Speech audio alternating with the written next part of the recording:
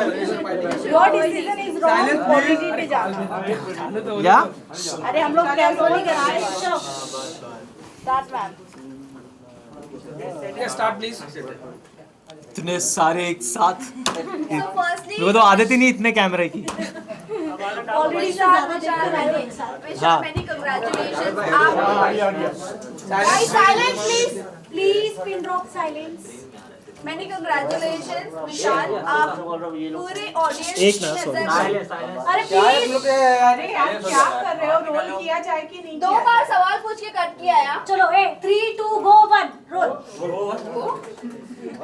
विशाल, firstly many congratulations. आप audience की नजर में विनर है और ट्विटर पर आप ट्रेंड कर रहे थे ये यस कि विशाल को लाया जाए। What you have to say about this? अब क्या लाया जाए, 2 ही दिन बचे हैं तो लाने का तो फ़ायदा नहीं है। खैर बट मैं बहुत ज़्यादा ग्रेटफुल हूँ कि बाहर आके मुझे दिखा है कि पब्लिक ने इतना प्यार दिया है मुझे। और अगर आउट होके भी ऐसा अगर पब्लिक बोल रही है कि आप विनर हो तो भाई फिर तो आप जीत गए हो। उनका अगर दिल, पब्लिक का दिल जीत लिया तो फिर आप शायद जीत गए हो।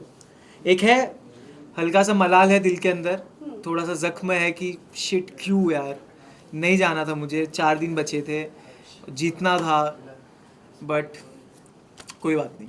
बट आपको लगता है, आपको अदनान ने आकर इन्फॉर्म भी किया था कि कटारिया की दोस्ती तेरे लिए सही नहीं है, फिर भी आप वही कंटिन्यू किए। कहीं ना कहीं आपको ऐसा लगता है कि वो दोस्ती आप पे भारी पड़ गई? देखो मेरे को ऐसा लगता है ना कि अगर मैं ये ज़रूर मानूंगा कि उसको उधर मेरा साथ देना चाहिए था। अब जब मैं बाहर हूँ तो मैं इसके बारे में बात कर रहा हूँ। ज़रूर मानता हूँ, मैंने उसको भी बोला था कि मैं बाहर निकल के तेरे से बात करूँगा। बट जहाँ तक मैं बोल रहा हूँ ये चीज़ कि मैं अपनी दोस्ती एक इंस्टेंस पे जज नहीं करता। मैं अगर मेरा दोस्त एक बार गलत किया है तो मैं उसकी 10 अच्छी चीज़ें भी देखता हूँ, तो आई गेस वो एक को हटा के मैं 10 अच्छी चीज़ों को अपने साथ रखना चाहता हूँ। विशाल, उसके अलावा अगर मैं बात करूं, जैसे अरमान ने आपके ऊपर थप्पड़ उठाया है, उसके बाद भी वो घर के अंदर है, क्या वो सही है? आपको लगता है कि वो फाइनल में दिखने चाहिए? अगर मेरे हिसाब से शो चलता तो वो तो Exactly. बहुत जल्दी निकल जाते और मार खा के निकलते। लेकिन मेरे हिसाब से शो इवेंचुअली चलता नहीं तो नहीं, but आपने एक्शन नहीं लिया वहाँ पर कि बिग बॉस इसके ऊपर एक्शन लिया जाए, जैसे हमने हर सीजन में देखा है। देखो क्या होता है ना कि जब आपके ऊपर जब पूरा घर आपके अगेंस्ट हो जाता है और आपका जब माइंड इतना प्रेशराइज हो जाता है और आपके साथ इतना बड़ा कांड हो जाता है और उस चीज़ को एक स्पेशल केस दे दिया जाता है ना, तो कहीं ना कहीं आप अपने आप पे सेल्फ डाउट करने लगते हो कि क्या कहीं मैं ही तो गलत नहीं था। और मैं उस टाइम पे इतना ब्लॉक हो चुका था माइंड से, मतलब मैं टूट चुका था। मैं बेसिकली मैं दिल से बोल रहा हूँ ये सारी चीज़ें कि मेरे को कुछ जी, मेरा कॉन्फिडेंस जो मेरा था स्टार्ट से, मेरा फोकस सब गायब हो चुका था। तो मैं था वहाँ पे बट मैं नहीं था, तो I was just zoned out. उसके बाद भी आपके घर वालों को बहुत सारी चीजें गलत भी बोली गई है, अरमान ने गलत बोला है, उसको लेकर क्या कहना चाहोगे? खैर वो बात तो मैं इधर आके देखा, मैंने बाहर आके देखा। अगर मैं उस वक्त वहाँ पे रहता हूँ जिसने मेरे बाप के बारे में वो चीज़ बोली, तो मैं उसको ये चीज़ बिल्कुल प्रॉमिस करता हूँ कि वो बहुत ज़्यादा, जितना उसने मेरे को मारा उससे ज़्यादा ज़ोर से खा के और मैं घर में उसको मार खाता और मैं फिर घर से निकल जाता और मेरे को फिर कोई मलाल नहीं रहता। बट खैर उससे तो उसकी नीयत दिख जाती है, उसकी वो कि कैसा इंसान है वो समझ में आ जाता है कि अगर किसी के माँ बाप पे आप जाके कमेंट कर रहे हो तो आप कितने नीच किस्म के इंसान हो वो दिख जाता है। बट विशाल, थप्पड़ वाले इंसिडेंट के बाद मैं आपको हैट्स ऑफ करना चाहूँगी जिस तरीके से आपने उस पूरी चीज़ को मैनेज किया है।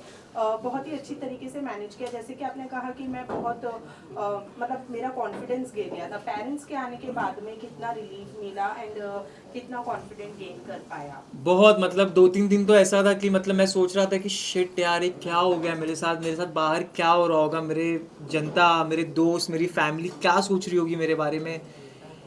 अंदर से मुझे मालूम था ये चीज़, अंदर से मुझे एक आवाज़ आ रही थी, मेरा इंट्यूशन था कि मेरे इंटेंशन गलत नहीं थे और मेरे वर्ड्स भी गलत नहीं थे। बट क्योंकि इतने लोगों ने, मेन इसमें मैं बोलना चाहूँगा पायल को,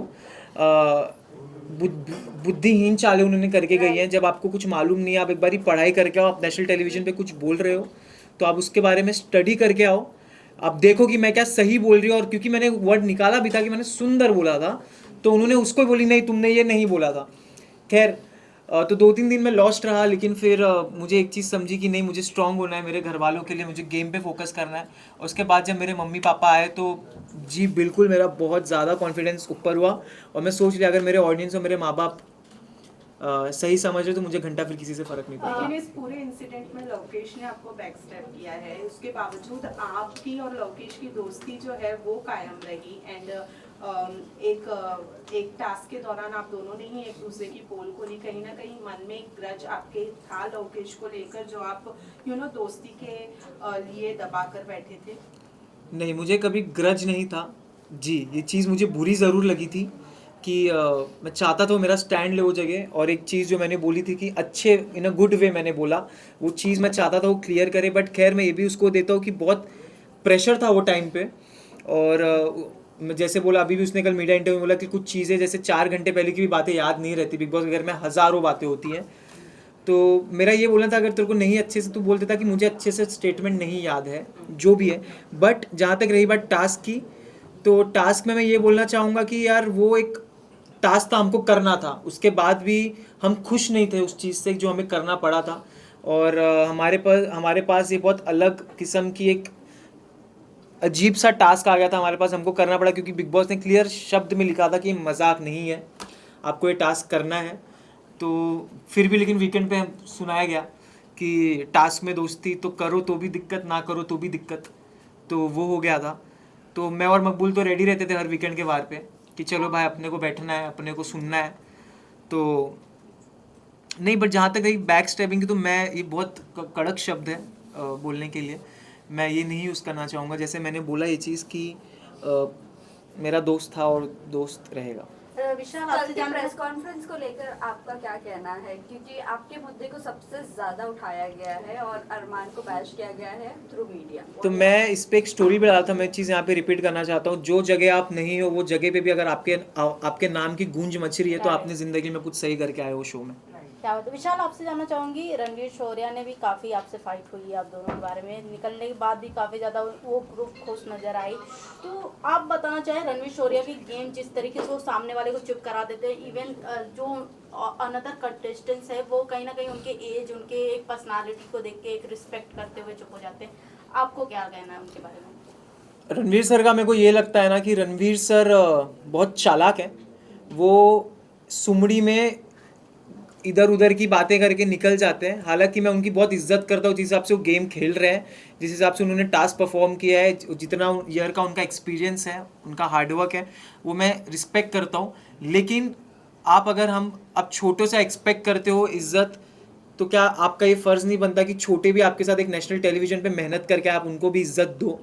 क्योंकि अगर आप इज्जत दोगे तो आपको इज्जत मिलेगी। खैर उन्होंने इज्जत दी नहीं, लेकिन फिर भी हमने उनको इज्जत दी थी। सना मकबूल भी वही प्लेटफॉर्म से आती है, एक्टर वो भी है, एक्ट्रेस वो भी है, बट रणवीर सर से उनको इज्जत तो मिलती नहीं है, बल्कि उनको डोमिनेट ही किया जाता है या कोई भी चीज़ों को लेकर बोला जाता है। अरे मकबूल स्ट्रांग है, उसको कोई कुछ नहीं कर सकता, कोई सीन नहीं है उसका, वो सही है, वो कर लेगी मैनेज। और जहाँ तक रही बात रणवीर सर की बात, तो वो करते हैं, उन्होंने तो भाई बहुत सारी ऐसी ऐसी चीज़ें उन्होंने कह दी है, मेरे और मकबूल के रिलेशन पे ऐसे ऐसे उन्होंने बातें कह दी है, बट खैर उन पे नहीं बोला गया है, कोई बात नहीं। विशाल, साई केतन पे आते हैं। साई केतन ने जहाँ एक क्लिप वायरल हो रही थी, उन्होंने कहा इस ग्रुप के बंदों को उड़ना बहुत जरूरी है। इतने फ्रस्ट्रेट हो गए थे आप चारों के ग्रुप से कि जब वो आप तीनों निकले तो जैसे मैंने बताया कि वो ग्रुप काफी ज्यादा एक्साइटेड और खुश नजर आ रही थी, बट क्या उनकी तरफ से हमने गेम प्लान नहीं देखा? एक बात बताता हूँ मैं, क्या था? एक बात बताता हूँ मैं, continue to this question. Sai ने निकलते कहा कि सॉफ्ट कॉर्नर, किस बात है सॉफ्ट कॉर्नर? बताता हूँ, आप लोगों को हेट ही करते थे। बताता हूँ, उसमें भी आऊँगा मैं। मेरे ख्याल से तो आप अगर ये सारी चीज़ें देखो तो एक चीज़ से ये समझ सकते हो कि भाई उनकी फट गई थी लिटरली।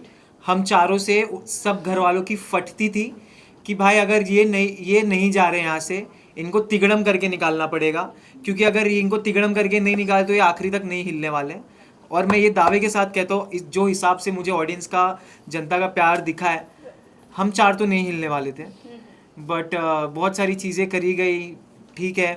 और जहाँ तक रही बात कि इन चारों को उड़ाना पड़ेगा, सबसे पहली बात भाई तेरे बस की बात है नहीं, तेरे बस की तो बात नहीं, तेरा पॉइंट रखने की, तू चारों को उड़ाने की क्या बात कर रहा है? तो पहली चीज़ ये। और दूसरी चीज़ जहाँ तक रही बात, साई ने अगर ये बात बोली है जो कि मेरे को नहीं मालूम, बोली है, तो मैं साई को एक बात बोलना चाहता हूँ। साई, आपके लिए मैंने नया नाम निकाला है, आप साई केतन या आप साइड केतन है, ठीक है? तो साइड केतन इसीलिए आपने पूरे शो में आपने यही चीज़ बोला है कि ये एक दो दोस्ती, एटलीस्ट हम अपने दोस्ती पे तो थे, जो भी हमारे बीच में हम एक दूसरे के साथ खड़े थे, जो पूछ बोल रहे हो, हम दोनों एक दूसरे को सुधारते थे, बोलते थे, तुम तो लेजिट पूछ बन के घूम रहे हो। और जहाँ तक रही बात सॉफ्ट कॉर्नर की, तो मैंने हमेशा उसको एक चीज़ बोली है कि साई मेरे को ऐसा लगता है कि तेरे को सॉफ्ट, वो हमेशा बोलता था ये चीज़ कि मेरे को तेरे लिए सॉफ्ट कॉर्नर है, तो दिल का बहुत अच्छा, मेरे को भी वो दिल का बहुत अच्छा लगता था। बट बाहर आके मैंने कुछ चीज़ें ऐसी देखी, उसने भी कितनी सारी ऐसी चीज़ें बोली है, वो दिल से उतर गया है। अरमान मलिक ने आपके कैरेक्टर को बहुत ज़्यादा असैसिनेट किया है, उनके बारे में आप क्या कहना चाहोगे? बाहर आने के बाद आपको चीज़ें आपकी फैमिली मेंबर्स से भी, व्हाट यू हैव टू से? वो इंसान का कैरेक्टर, वो इंसान कैसे कैरेक्टर जज कर सकता है जो खुद कैरेक्टर लेस हो, जिसने खुद 2 शादी करके बैठा हुआ है।